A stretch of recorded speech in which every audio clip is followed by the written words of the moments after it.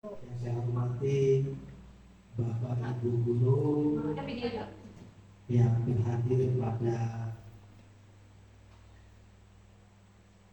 menyebarkan pemahaman penerapan pengalaman budaya positif. Ini kegiatan dia hasil gelar karya ya, gelar karya yang judulnya menyebarkan pemahaman dan penerapan pengalaman budaya positif. Dan yang saya hormati kepada Bu Mardo yang selaku narasumber pada hari ini yang memberikan hasil gelar karyanya kepada kita semua. Kemudian para siswa siswi yang ikut terlibat dalam gelar karya ini yang saya sayangi.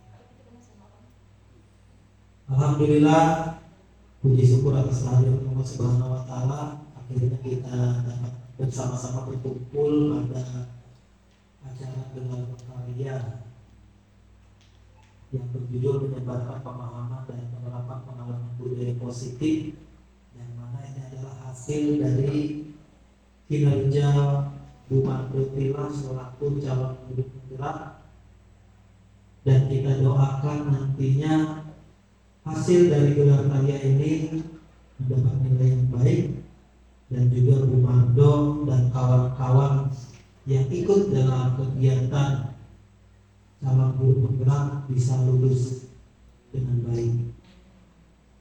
Di sini ada Bu Rini juga seorang calon guru penggerak yang satu angkatannya. Sudah guru penggerak ya Bu? Sudah guru penggerak. Oh sama. Yang mudah-mudahan Bu Rini juga nantinya akan lulus dengan pendidikan yang baik. Kita berharap para calon guru penggerak dari wilayah kecamatan Pusat Guru semuanya bisa lulus.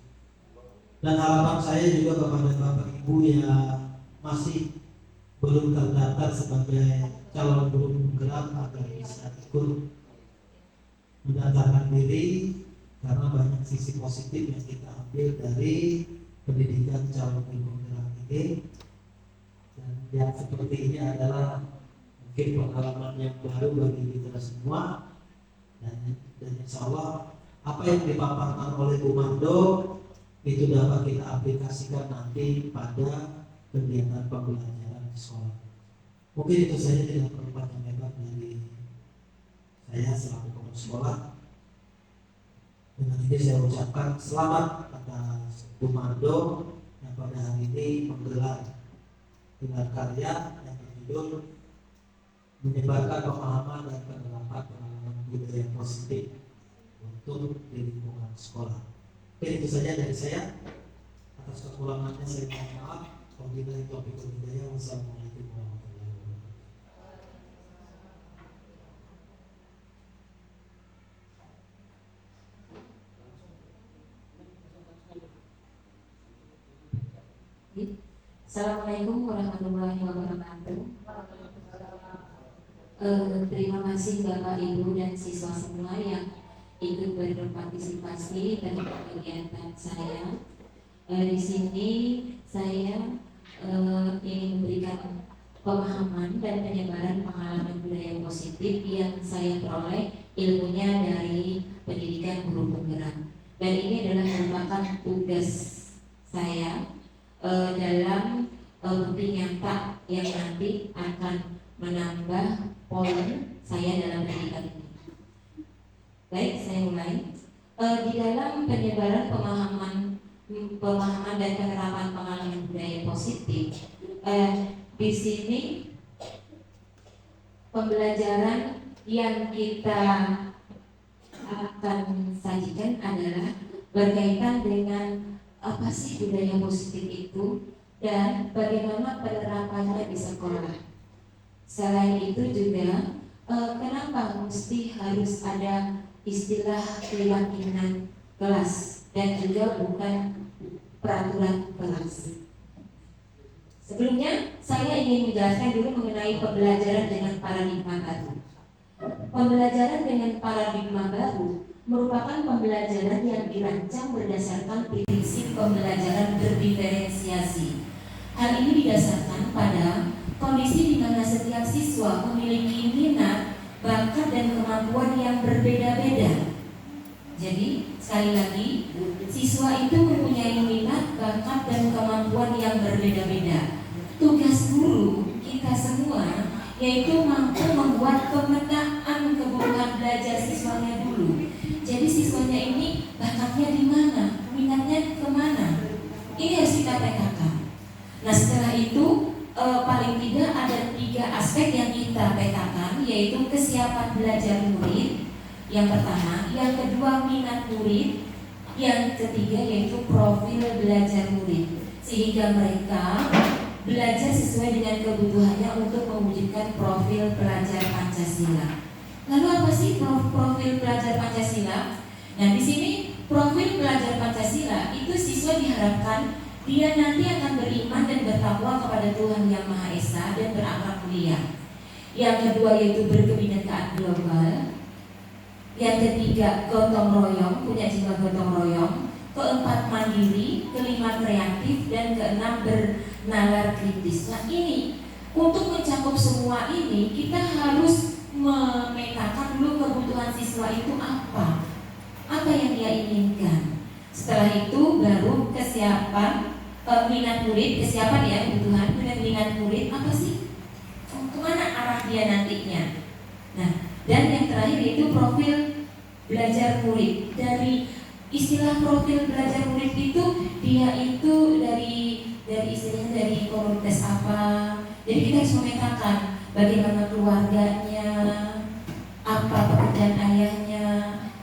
Kalau perlu bahkan kita harus tahu apa sih penyebab dia kurang suka dengan ini, dengan kurang suka dengan itu harus. Jadi kita harus tahu dengan jelas profil dari siswa itu sendiri. Nah, sebetulnya kelihatan dari sini itu agak berat tugas guru, tetapi kalau kita jalani dengan senang hati, secara langsung atau tidak langsung kita bisa berkomunikasi dengan mereka, maka tanpa kita sadari kita bisa memetakan. Ya, tanpa kita sadari kita pun bisa memetakan kesiapan belajar muridnya, minat muridnya, dan profil belajar murid itu sendiri. Nah, berikutnya miskonsepsi tentang teori kontrol. Di sini kadang kita berpikir ringkas, Bapak Ibu ya, bahkan saya sendiri pun kadang juga berpikir ringkas. Di sini ada sesuatu yang tidak boleh yang kita ungkap atau kita lakukan. Ya, apalagi berkaitan dengan teori kontrol. Ini ilusi bahwa semua penguatan positif, efektif, dan bermanfaat.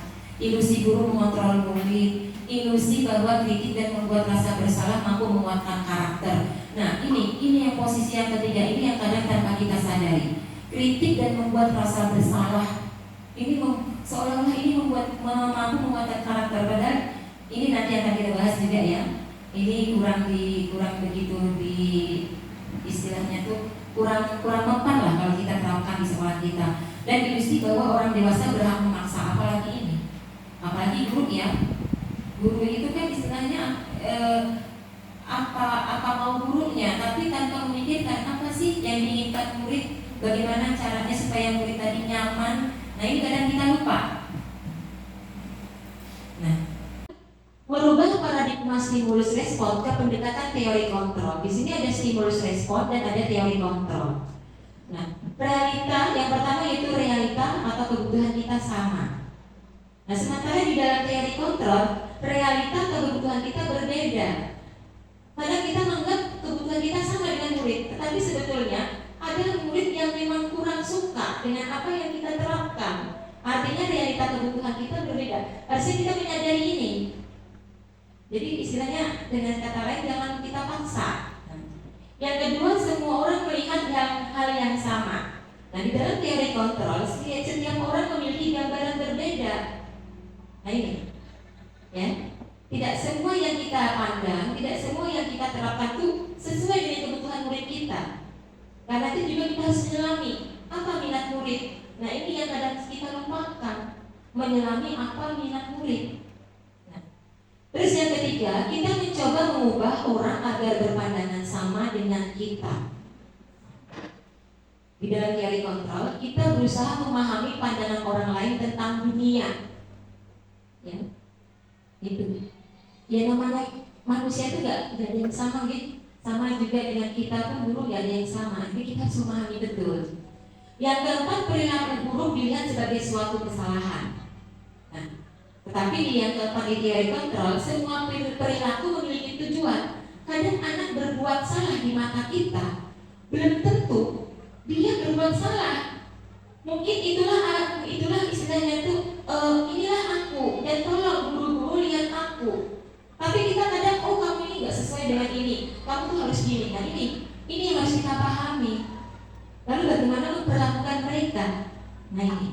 Yang kelima yaitu orang lain bisa mengontrol saya. Sementara dalam teori kontrol, Anda tidak bisa mengontrol orang lain. Nah ini. Jadi di sini ini harus kerja keras kita bagaimana memahami peserta didik tadi supaya memberikan kenyamanan bagi mereka dalam belajar. Terus yang ketujuh, pemaksaan ada pada saat bujukan gagal. Sementara di dalam teori kontrol, kolaborasi dan konsensus menciptakan pilihan-pilihan baru.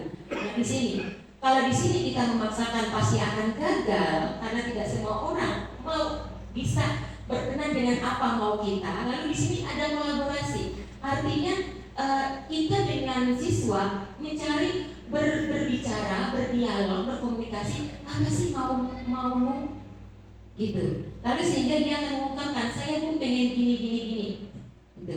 Dan yang terakhir yaitu model berpikir menang kalah. Nah kalau di sini model berpikir menang-menang. Artinya guru nyaman, siswa nyaman. Terus apa yang menjadi pemikiran siswa kita pahami, lalu kita istilahnya mengikuti apa yang menjadi keinginan mereka tanpa mengindahkan norma-norma dari pendidikan kita. Itu yang utama. Nah di sini ada disiplin positif. Disiplin berasal dari kata disiplina yang artinya belajar. Disiplin mengacu pada disiplin diri yang memiliki tanggung jawab. Artinya sebelum kita memberikan contoh kepada orang lain, lihatlah saya, lihatlah diri kita sendiri. Ya, kadang kita lupa, kita bisa nyuruh, sementara kita sendiri bagaimana? Nah ini yang perlu digarisbawahi. Ya, ini yang terus. Sudahkah saya bertanggung jawab? Minta maaf, kadang kita nyuruh anak ini, tetapi kita tidak mengontrol diri sendiri. Nah ini yang paling bahaya. Jadi disiplin diri yang memiliki tanggung jawab terhadap apa yang dilakukan berdasarkan nilai-nilai yang diyakini. Nah ini. Terus disiplin positif merupakan salah satu cara penerapan disiplin yang bertujuan untuk menumbuhkan kesadaran serta memberdayakan murid tanpa imbalan penghargaan atau reward, ancaman ataupun hukuman.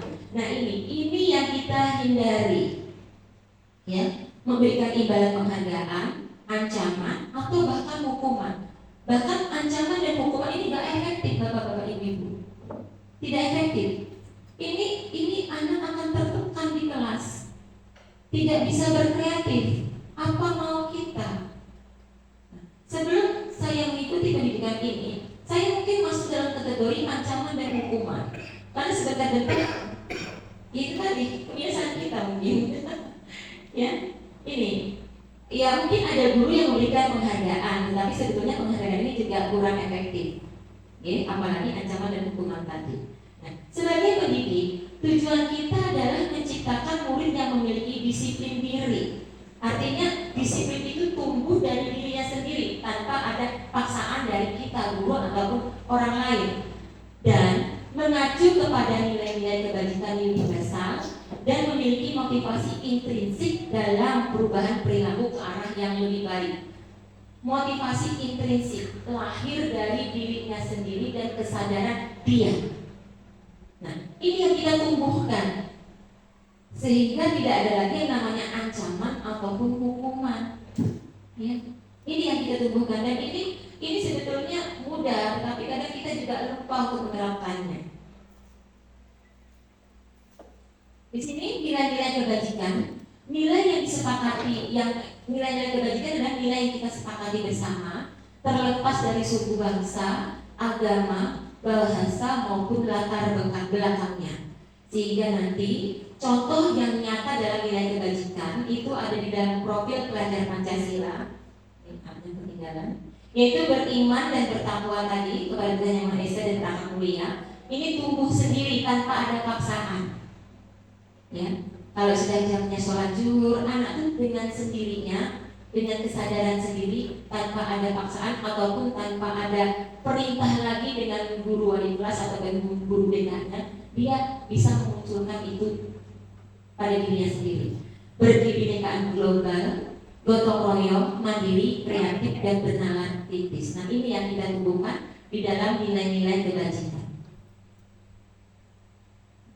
Terlepas dari semua itu, anak itu pada dasarnya, bukan anak saja ya, bahkan kita pun, kita guru juga mempunyai kebutuhan dasar yang kita anggap secara umum adalah kebutuhan dasar manusia. Apa sih?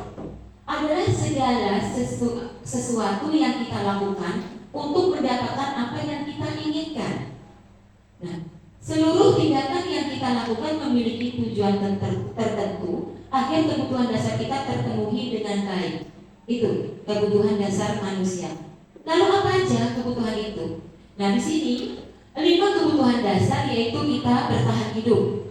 Di mana bertahan hidup kita semua tahu ya, yaitu jenis sandang pangan papan, yaitu makanan, pakaian, tempat tinggal, rasa aman dan kesehatan. Itu adalah bertahan hidup.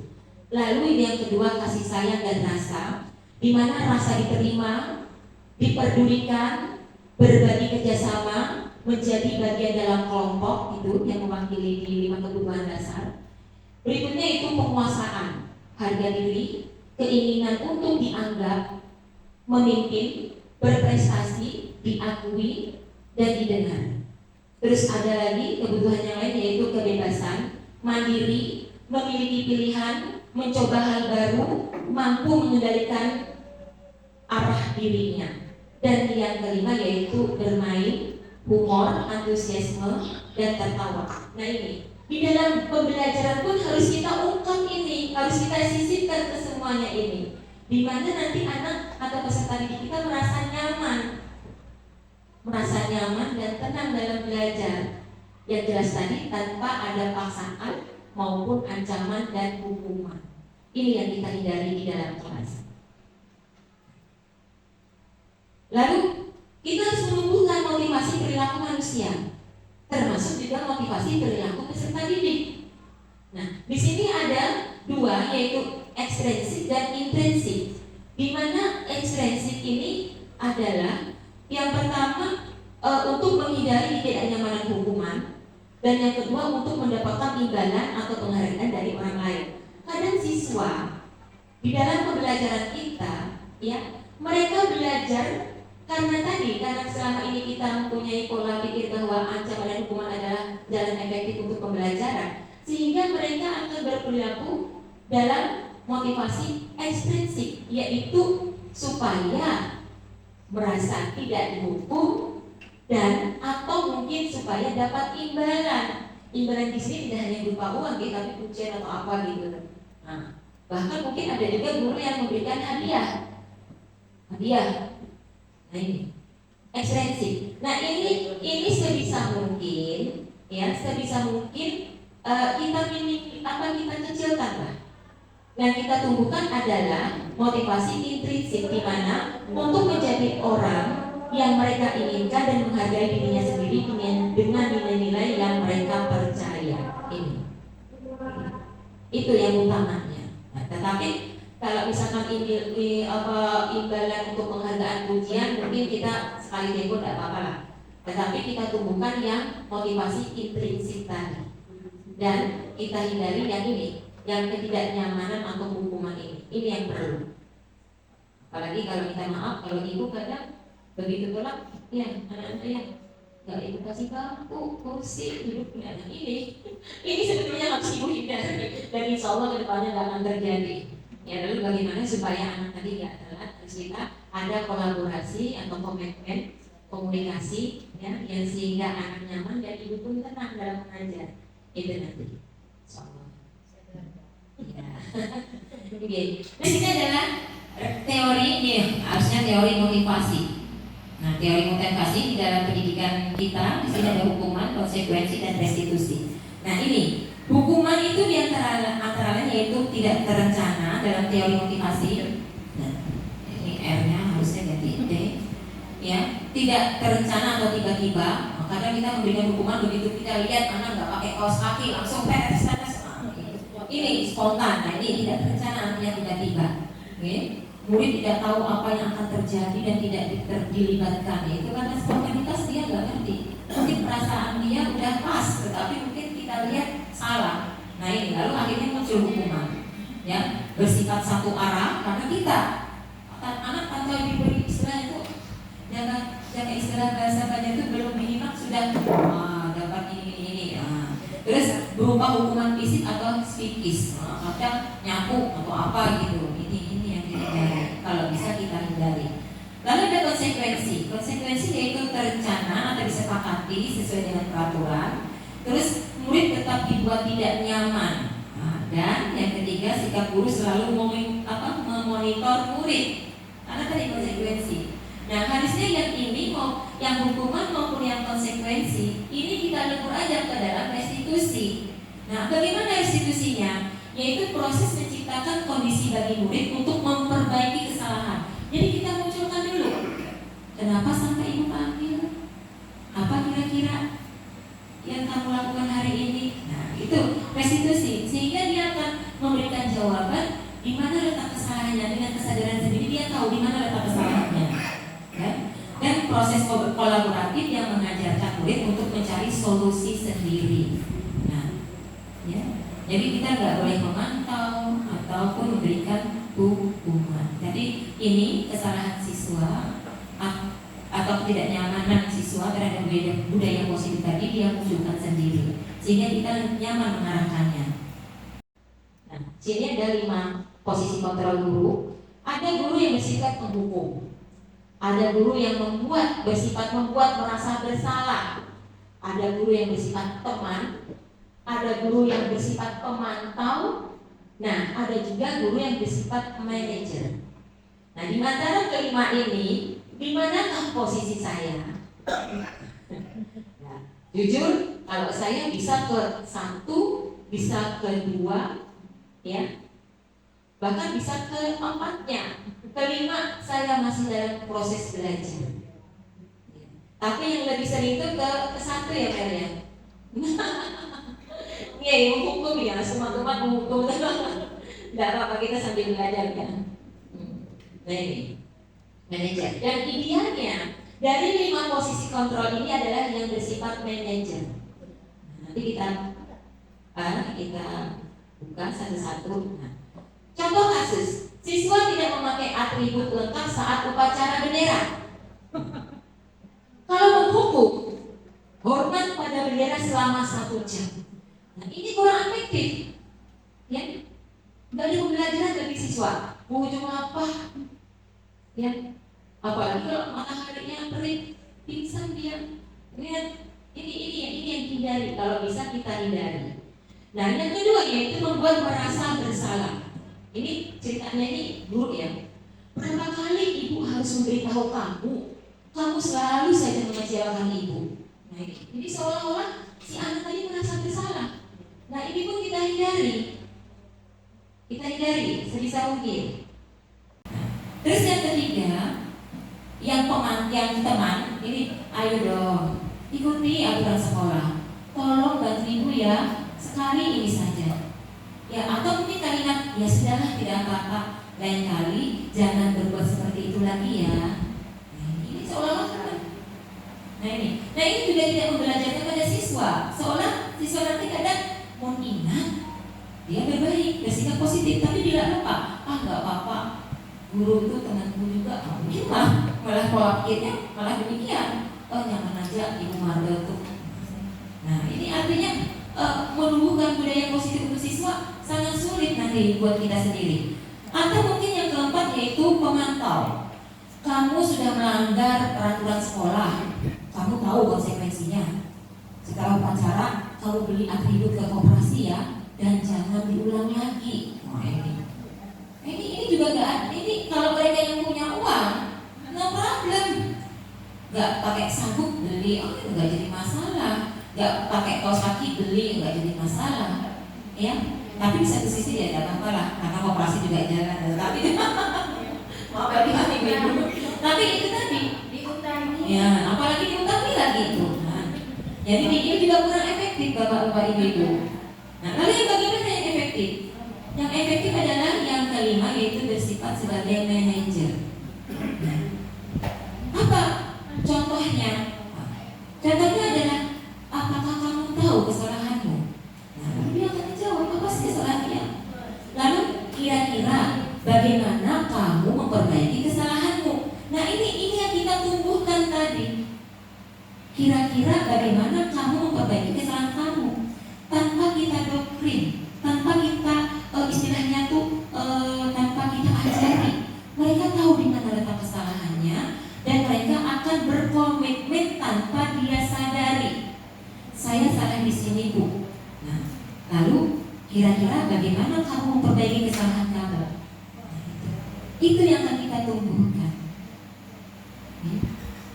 Ya. Nah, berikutnya di sini kita bermain peran kontrol apakah aku? Nah, sekarang bapak-bapak ibu-ibu tolong jawab di sini. Kalimatnya adalah saya kecewa sekali dengan kamu. Kira-kira ini kontrol apa? Saya kecewa sekali dengan kamu. Apakah penghukum? Ya, kita lihat lagi. Apakah penghukum? Apakah pembuat merasa bersalah? Ataukah teman, pemantau, atau manajer? Yang mana? Saya kecewa sekali dengan kamu. Hah? Yang apa? Yang kedua yaitu merasa bersalah. Oke, kita ulang di sini. Nah, pembuat merasa bersalah. Di sini berapa kali ibu memberitahu kamu selalu saja mengecewakan ibu ini sama ya, hampir sama, yaitu saya kecewa sekali dengan kamu. Jadi merasa membuat bersalah. Oke, ayat ini kontrol apakah aku? Kamu tidak pernah benar melakukannya. Ya, kamu tidak pernah benar melakukannya. Sifat pemantau. Iya, kamu tidak pernah benar melakukannya. Rupanya gurunya ini tinggi. Oke, ya itu. Nah, lanjut lagi di sini. Apa rencanamu untuk menyelesaikan masalah ini? Apa rencanamu untuk menyelesaikan masalah ini? Manajer, betul sekali. Oke.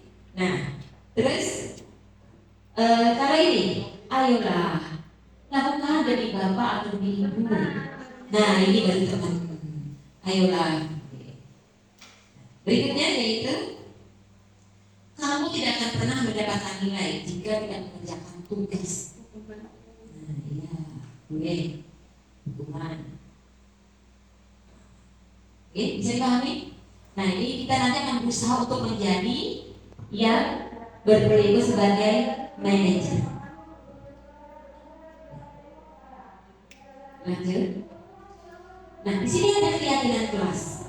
Nah, di dalam pembelajaran hendaknya, apalagi kita maaf untuk wali kelas, kita harus membuat keyakinan kelas. Kenapa buat peraturan kelas? Apa bedanya?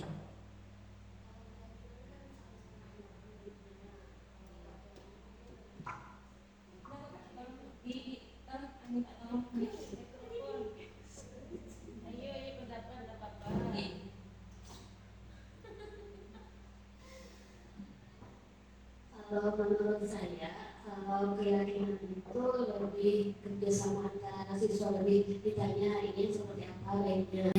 Tapi kalau peraturan mungkin langsung ditentukan. Iya, betul. Oke, betul, benar Bu. Ya, betul sekali buat Ibu Herli, Ibu hebat, guru hebat. Iya, kalau Kalau keyakinan kelas itu adalah ada kesepakatan antara guru dan siswa. Oke.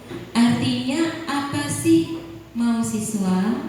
Apabila kita melakukan ini, bagaimana komitmennya, kesepakatan. Ini adalah interaksi kolaborasi antara siswa dan murid. Tetapi kalau peraturan itu seolah-olah sudah ditentukan, seolah-olah sudah ditentukan. Nah, yang kita tumbuhkan adalah bukan peraturan kelasnya, tetapi keyakinan kelas. Sehingga apabila si peserta didik atau murid kita melanggar, dia sudah tahu apa komitmen dari yang dia langgar. Ya. Apa yang menjadi komitmen dari yang dia langgar. Nah, sehingga dia akan menumbuhkan membuat perubahan yang positif dari itu tadi, sesuatu yang dia langgar tadi. Pembentukan keyakinan kelas.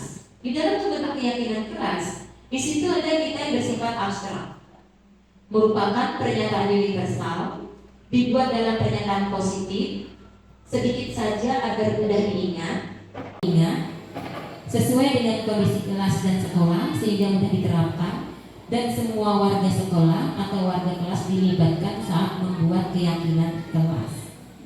Contoh misalkan, kemarin kita buat video, di dalam video tadi Edi Mulyani dengan Briano bertukar.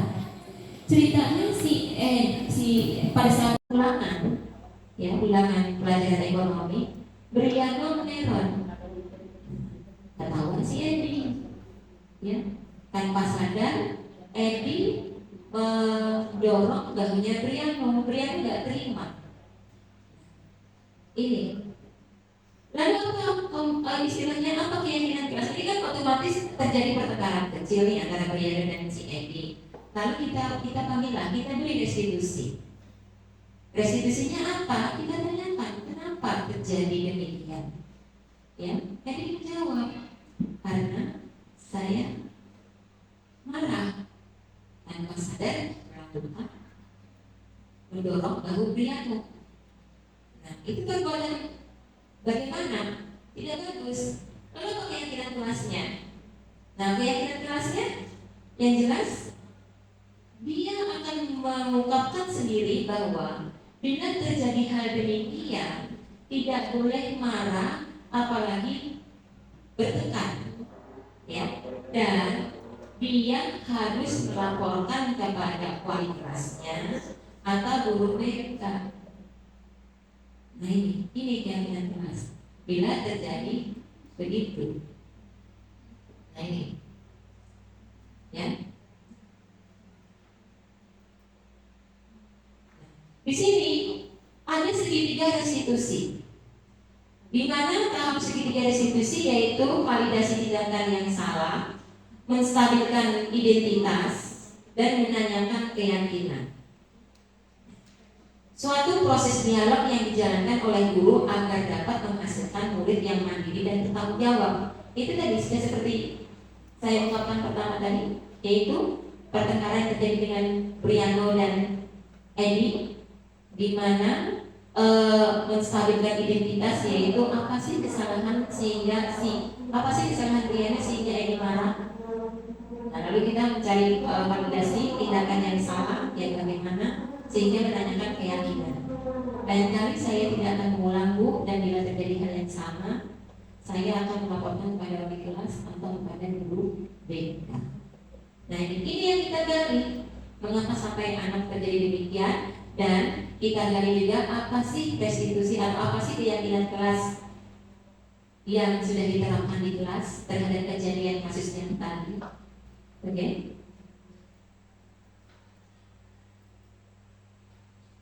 Nah, menstabilkan identitas berdasarkan prinsip membuat kesalahan. Berdasarkan prinsip membuat kesalahan adalah bagian dari proses pembelajaran. Menstabilkan identitas. Kadang ya, dalam menstabilkan identitas kita bisa berucap, misalkan nih anak bermasalah tadi, berbuat salah itu wajar. Tidak ada manusia yang sempurna. Ini kalimat yang sering kita ungkapkan dalam restitusi tadi untuk menstabilkan identitas. Ibu juga pernah melakukan itu, ya.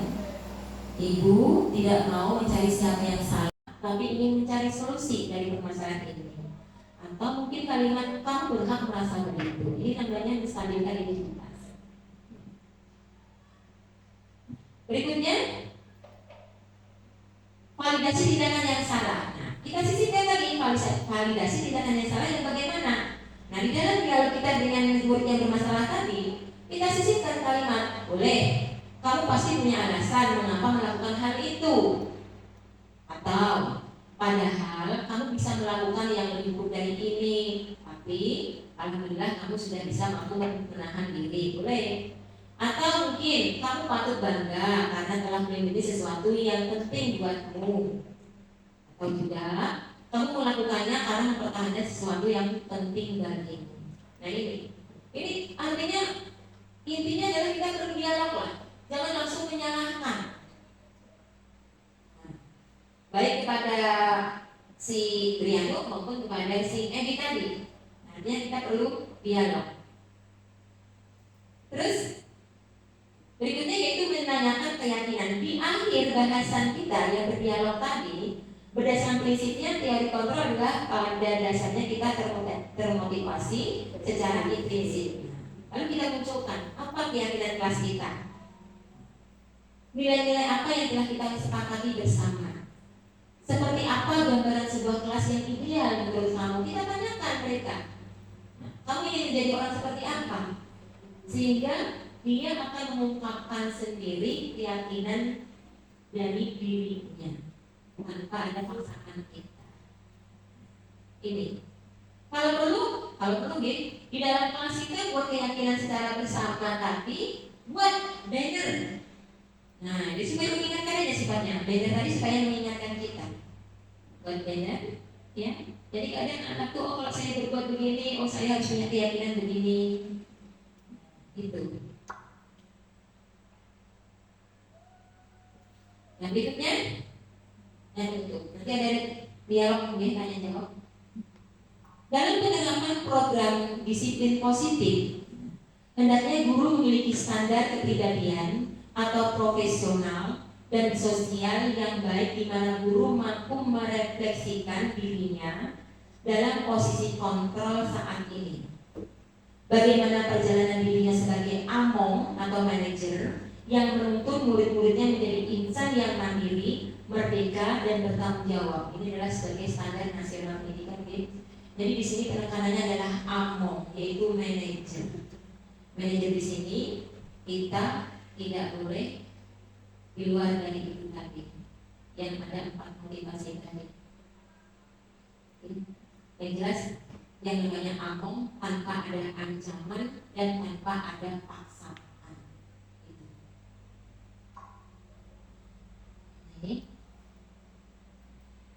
Nah, demikian pemahaman dan penerapan budaya positif dari saya, dan saya ucapkan terima kasih. Salam guru bergerak. Iya. Mungkin ada guru-guru yang Bapak Ibu yang ingin bertanya, atau mungkin siswa tanyakan apa saja yang berkaitan dengan budaya positif kita. Gitu. Apa yang saya bahasa? Minta tolong, mungkin ada komentar, atau mungkin komentar apa ada berkaitan dengan PPT saya, atau mungkin ada sesuatu yang perlu saya benahi di sini, atau mungkin ada pertanyaan berkaitan dengan pembelajaran, berkaitan dengan among atau manajer tadi. Oke, Ibu ini, mungkin ibu ini dulu yang mewakili pertanyaan. Dan Bapak Umum tidak apa-apa.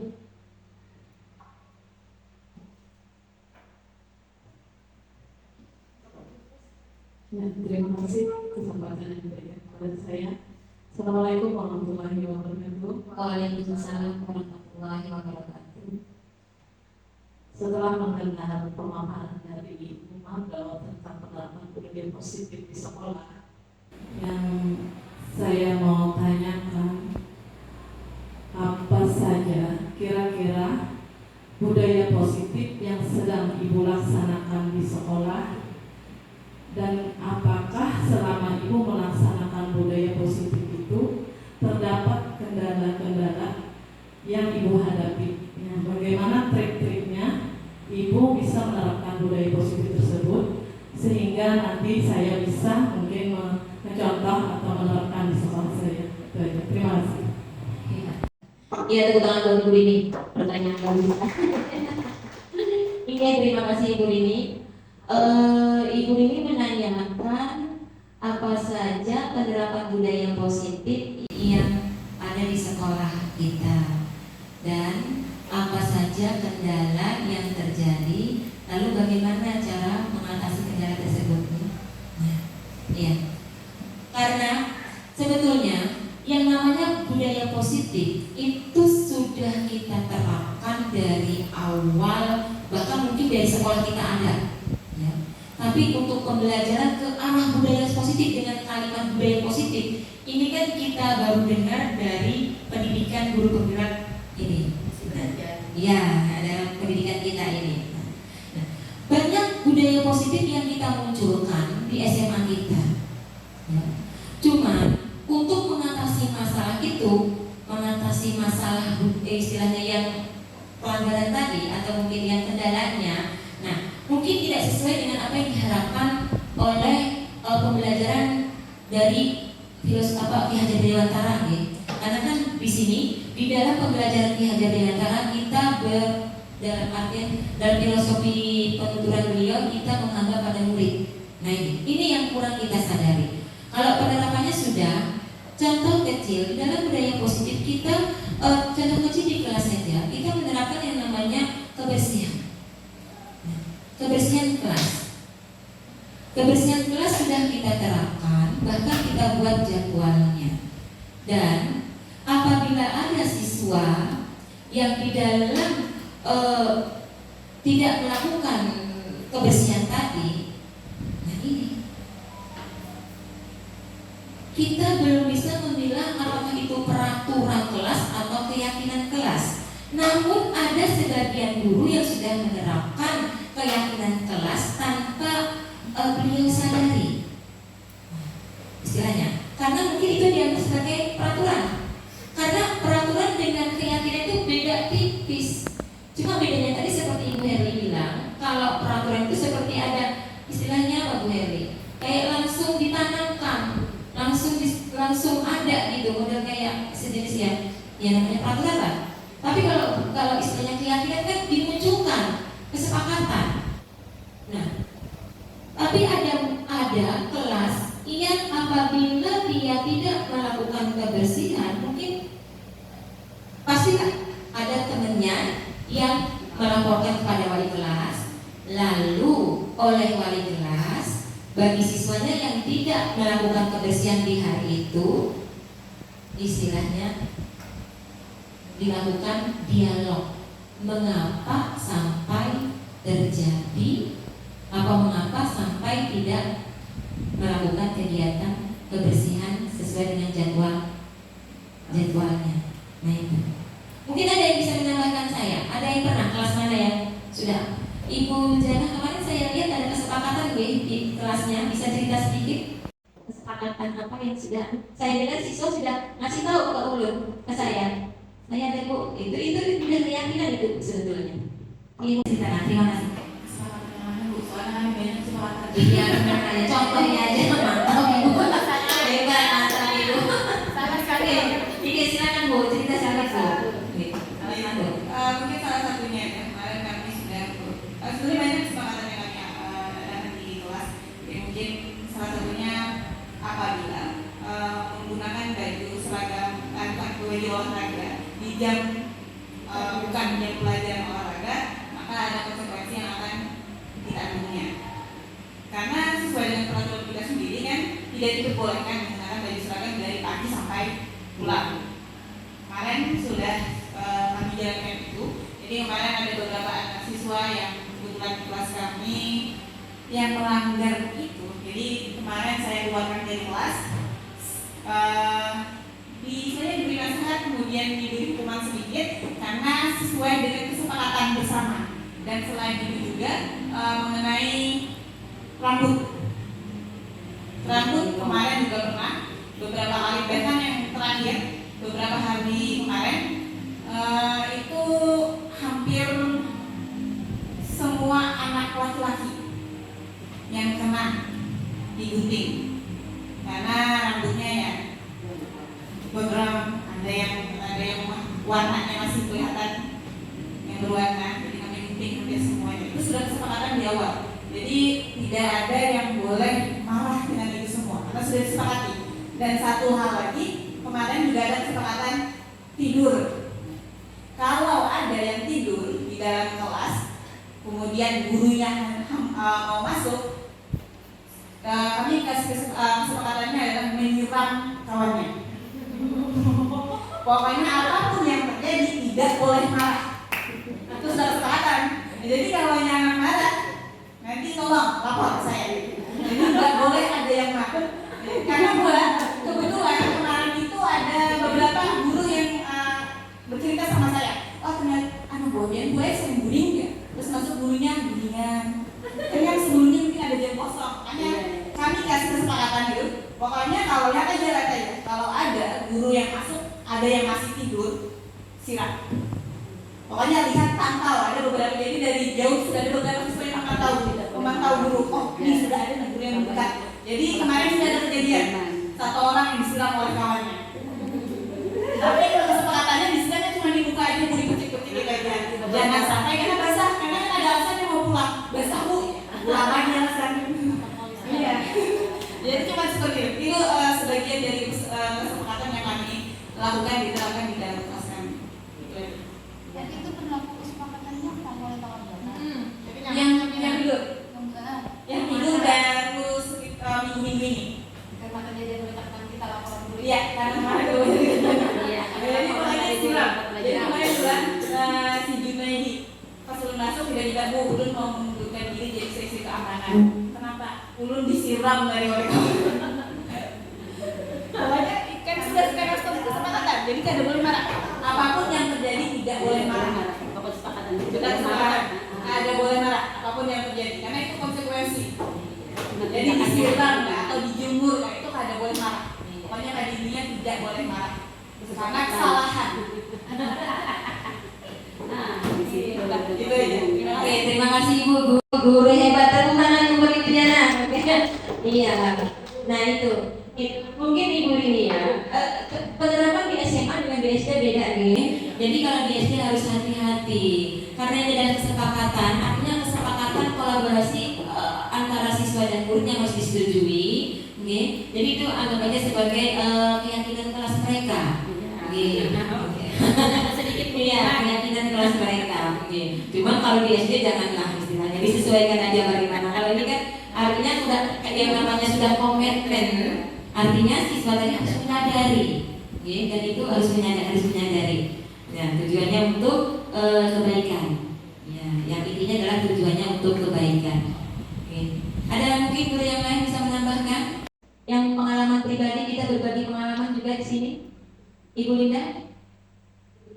Ada di kelas atau Ibu Rijal? Ibu Herli mungkin ada pernah menemui hal apa? Tugas. Assalamualaikum warahmatullahi wabarakatuh. Waalaikumsalam. Kalau dari saya mungkin gini, nah, untuk kesepakatan tuh mungkin kalau untuk peraturan itu biasanya kan ada poin kalau di sekolahan ini. Kalau kesepakatan itu mungkin ada pakai poin. Biasanya kan ditentukan dari kelas. Kalau contoh dari kelas ulun aja bang lah masalah kehadiran. Kalau di kelas tuh biasanya kan kalau alfa tuh langsung poin tuh nah. Kalau di wadah ulun mungkin untuk sebulan tuh nah, untuk pemanggilan.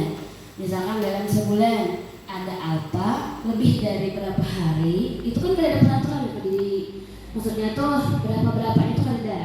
Kalau dari ulun ditentukan misalkan ada 3 atau 4 dalam sebulan itu harus tuh, tapi itu kesepakatan kami di dalam kelas. Jadi kada tahu di luar kelas yang lain.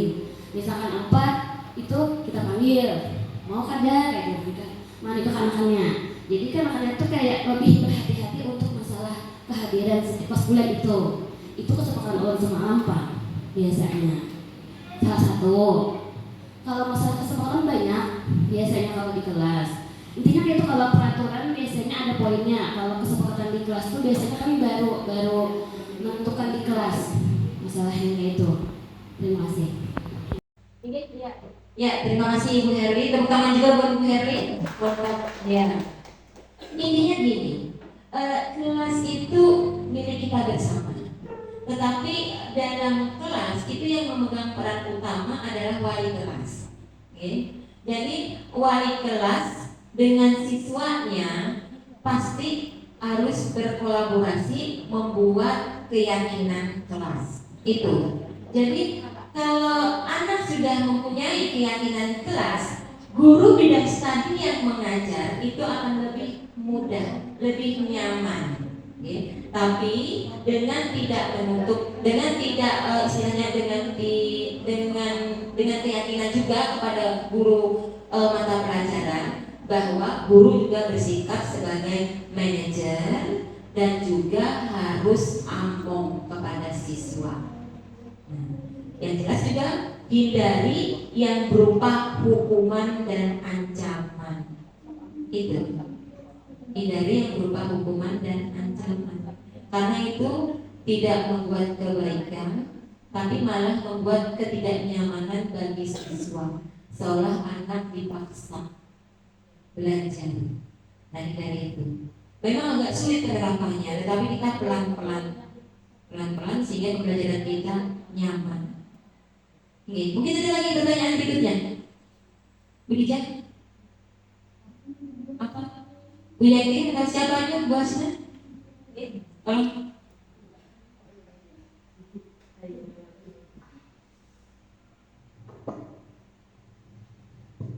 Ya, terima kasih atas waktunya. Di sini tadi ulun ada melihat sedikit atau mendengar ya paparan tentang disiplin ya. Nah, tadi kan kita kalau bisa tuh tidak ancaman kita hindari tadi.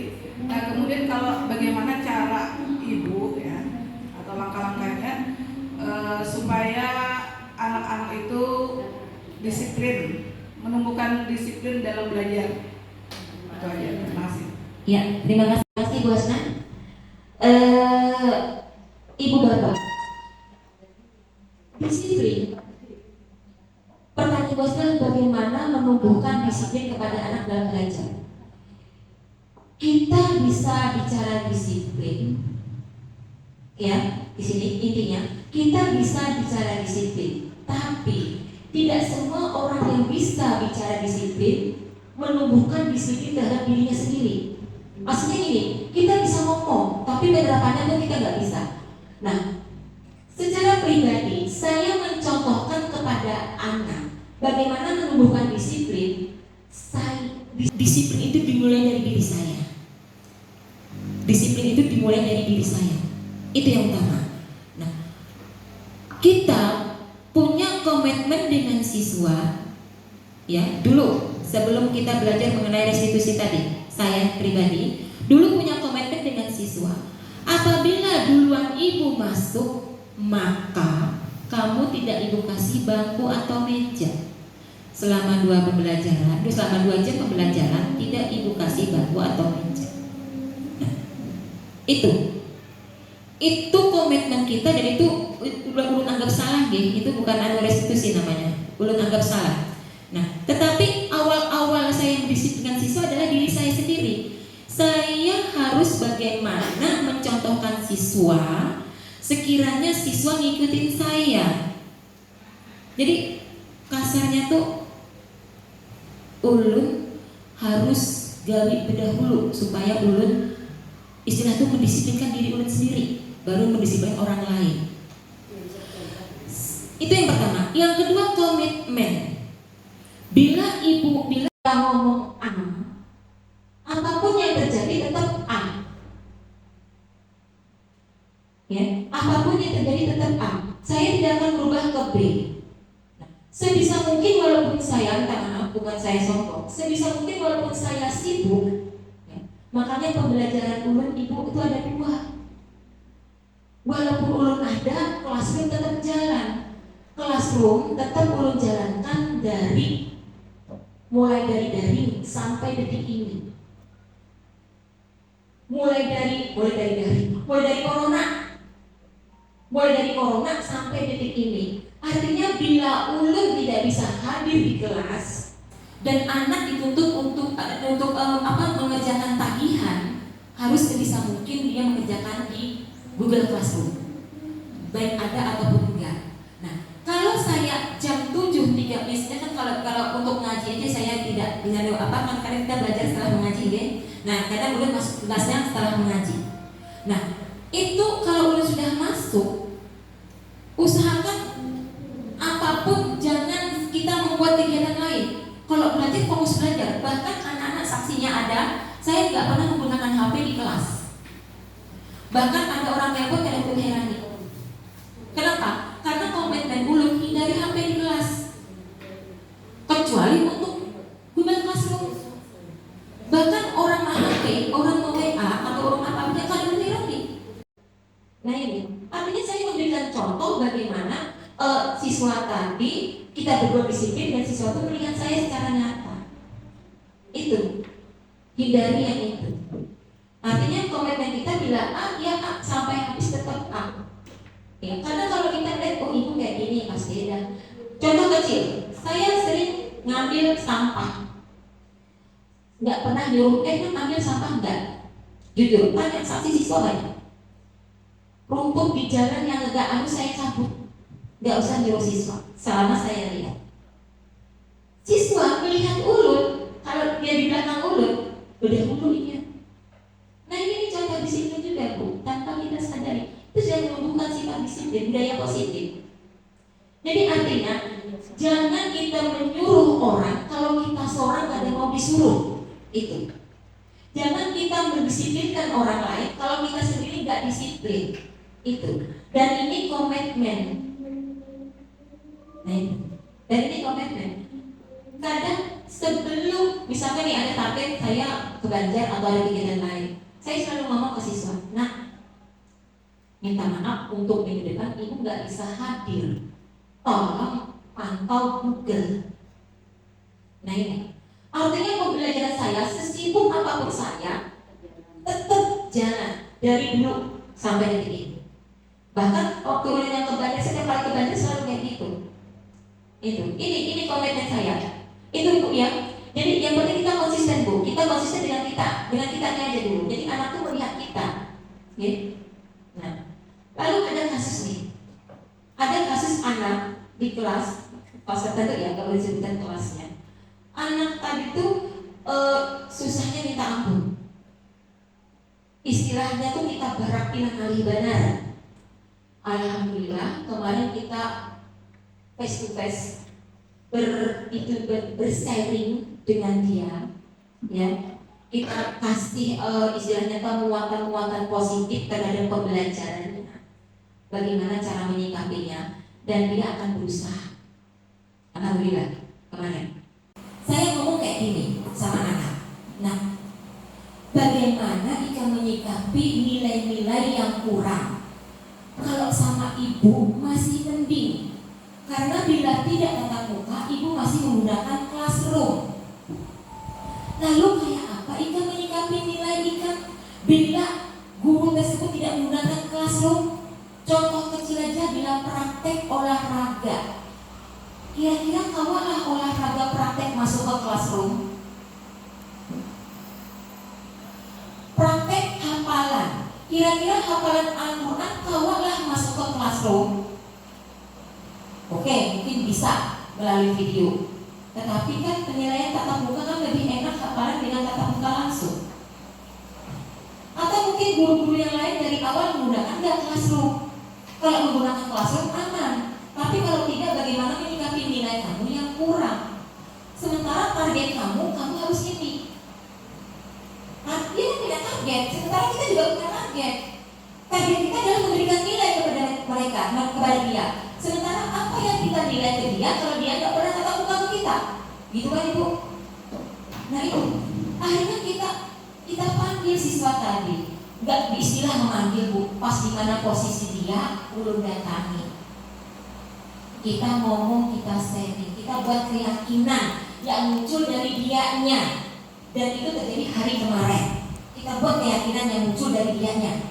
Jadi ulun kada mendoktrin, ulun memberikan istilahnya tuh paksaan atau ancaman, tapi ulun menumbuhkan komitmen inya, apa yang jaga inya dewi, apa yang akan dia lakukan ke depannya. Cuma pesan ulun cuma satu, hubungi guru yang bersangkutan, berdialoglah kamu dengan beliau, apa komitmen kamu dan bagaimana solusi beliau. Itu aja yang pesan. Nanti mungkin ibu bapak mungkin ada dibantu oleh anak tersebut. Kita mudahan dia paham dengan apa yang menjadi hasil diskusi ulun dengan dia dan semoga dilaksanakan. Itu gitu. Jadi intinya disiplin tumbuh itu dari diri kita sendiri sebelum kita mencontohkan ke orang lain. Itu aja. Gitu. Mungkin ada lagi. Ada yang Bu Linda?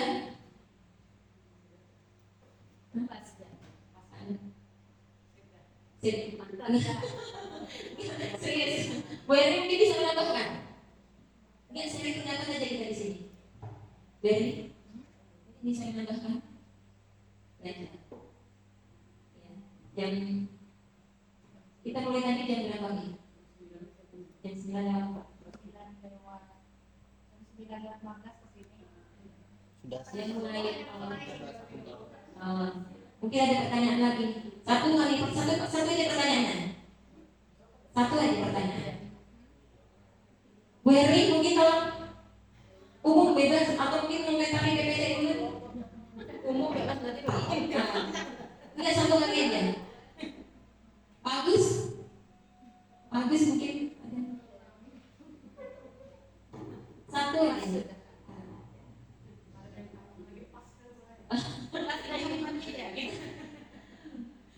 Ayo bagus minta tahu. Satu mewakili yang putra, yang bapak-bapak. Atau mungkin Briano atau Andy ada pertanyaan? Gak ada. Ya, Makruf. Oke ya, alhamdulillah. Ya, aku sering buat Makruf. Ayo tepuk tangan. Oke, ya. Izin Bu, di sini kan tadi penjelasannya tentang mengganti hukuman. Nah, yang awalnya hukuman itu apakah diganti sebagai materi ataupun apa gantinya gitu Bu? Oke, iya. Izin. Mengganti hukuman tadi, hukuman ya. Oke, ada yang bisa menjawab dulu dengan pemaparan saya, mungkin ada yang sudah dipahami bisa menjawabkan. Ibu, bapak, ada? Di sini tadi kalau nggak ada gitu, jawab sendiri gini. Di sini tadi ada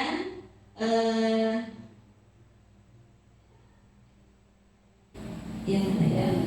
Ini nih, nah ada teori motivasi itu teori orang hukuman, konsekuensi dan restitusi. Nah, pada dasarnya apapun yang dilakukan siswa, ya, dia berbuat kesalahan pasti ada alasan.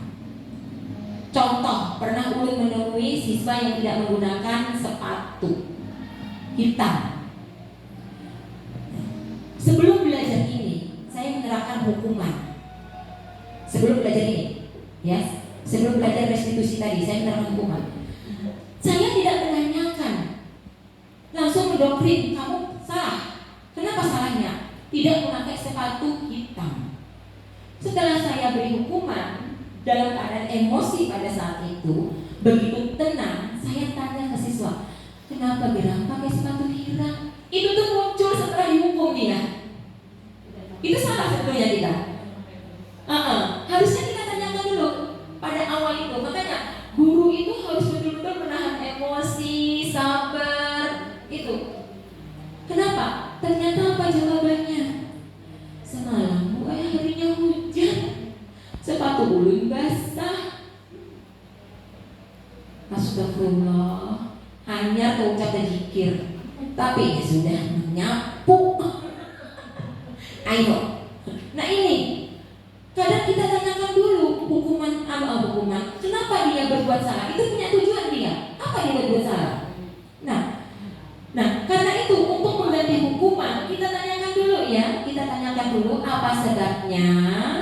Lalu kita berbuat konsekuensi, lalu kita berbuat restitusi. Jadi pengganti hukuman itu hukuman tidak digantikan ya, tetapi kita beri pemahaman Mengapa? Pertanyaan dulu, mengapa dia sampai berbuat itu? Kalau alasannya logika dan masuk akal, baru kita konsekuensikan, kita buat kesepakatan, atau mungkin kita buat apa sih mau kamu?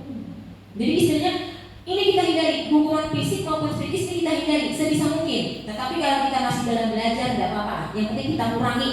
Nah ini harus kita adakan dialog dulu antara ibu dengan itu tadi, untuk menghindari hukuman tadi, dialog dulu. Kita cari alasan mengapa dia berbuat kesalahan. Nah, baru kita isi dengan itu tadi, budaya positif kita, berikan solusi. Apa sih mau kamu untuk kedepannya kayak apa Ika? Gitu. Nah, jadi kita munculkan itu nanti, dan itu harus komitmen. Artinya apa yang dia sudah ucapkan itu harus dia targetkan untuk kedepannya, jangan sampai terulang. Gitu. Jadi namanya memberikan hukuman itu sebenarnya tidak bagus ya. Wujud dari anak. Ibu dulu lebih sadis malu. Anak telat, ibu langsung lari.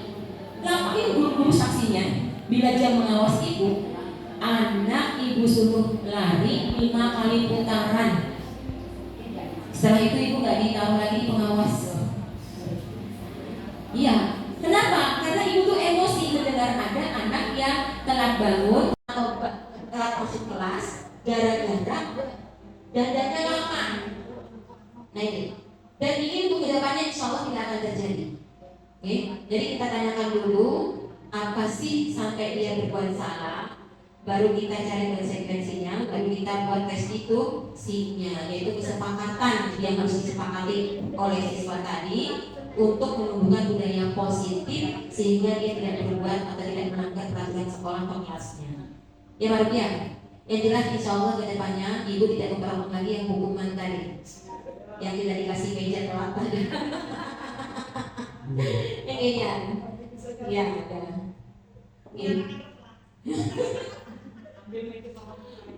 Kasihan tuh anak begitu ibu masuk lari kencang supaya jangan dan tak lagi yang artinya. Oke, ada yang ulang lagi. Iya, yang jelas konsekuensinya aja yang lagi diulang aja.